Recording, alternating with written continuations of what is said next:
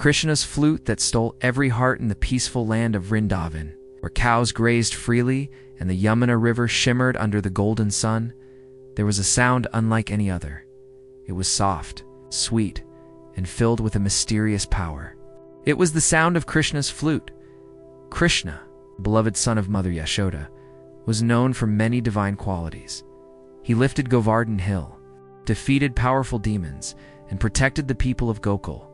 Yet among all his miracles, it was his flute that captured every heart. The flute itself was simple, made of bamboo, hollow within, with small carved holes. But when Krishna placed it upon his lips, it became the instrument of divine love.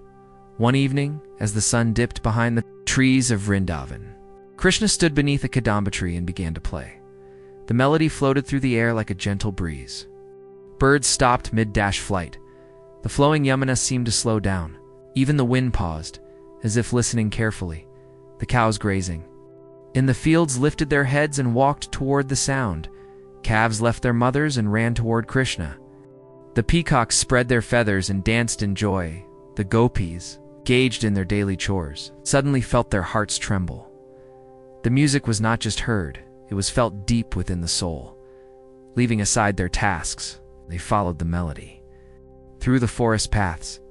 What was so special about that flute? Devotees believed that the flute symbolized complete surrender.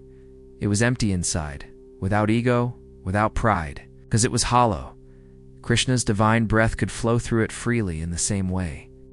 When the human heart becomes free from ego and selfish desires, it becomes an instrument for God's love.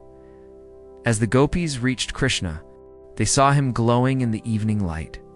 His yellow garments shone like sunlight, and the peacock feather on his head sparkled beautifully. The music he played carried a message, a silent call inviting every soul to come closer to the divine. The elders of Vrindavan would often wonder how a simple boy's flute could have such power. But it was not the flute alone.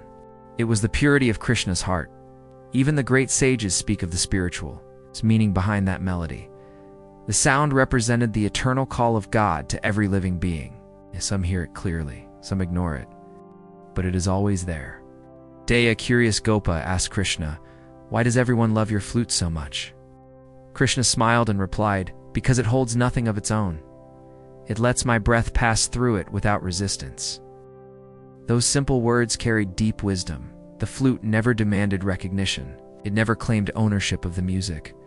It remained humble, and that humility allowed divine beauty to flow through it.